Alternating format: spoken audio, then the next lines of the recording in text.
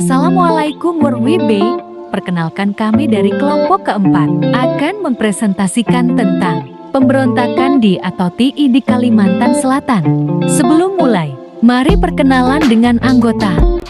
Assalamualaikum warahmatullahi wabarakatuh. Nama saya Rika Risma Arsafir. Nama saya Maulida Raulia. Nama saya Muhammad Salihah. Kami dari kelompok 4. Berdirinya kami di sini ingin mempresentasikan tentang pemberontakan DITI di Kalimantan. Ibnu Hajar adalah Letnan 2 Tentara Nasional Indonesia atau TNI yang memimpin aksi pemberontakan di Kalimantan Selatan pada tahun 1950. Pemberontakan ini lebih dikenal dengan sebutan Darul Islam Tentara Islam Indonesia atau DITI. Dalam pemberontakan ini, Ibnu Hajar bersama DITI menyerang pos-pos kesatuan tentara di Kalimantan Selatan dan menimbulkan kekacauan. Pada akhirnya, pasukan DITI berhasil ditumpas.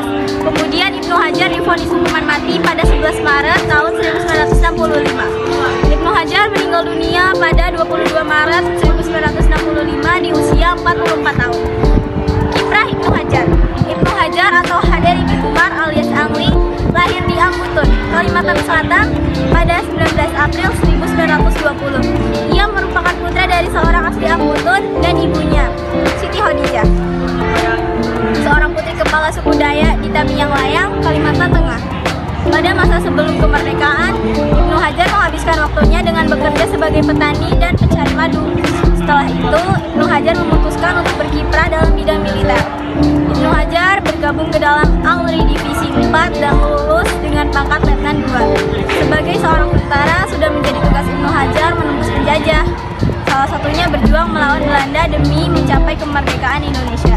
Memimpin pemberontakan DITI di Kalimantan Selatan.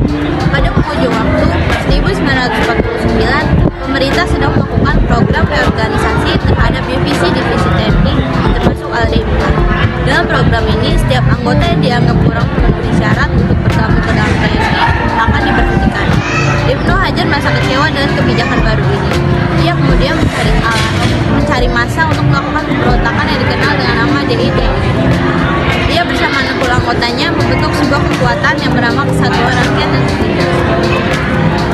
Setelah itu, Ibnu Hajar dan pasukannya melancarkan serangan pertama ke pos-pos kesatuan tentara di Kalimantan Selatan pada Maret 1950. Lalu pada Oktober 1950, Ibnu Hajar kembali melakukan berbagai tindakan pengacuan di sana.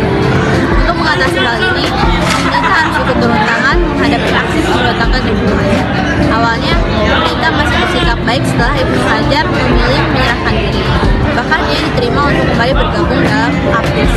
Akan tetapi, Ibnu Hajar justru kembali membelot setelah mendapat persenjataan lengkap. Ia melarikan diri dan melanjutkan pemberontakannya. Alhasil, pemerintah memutuskan mengambil tindakan tegas dengan menggempur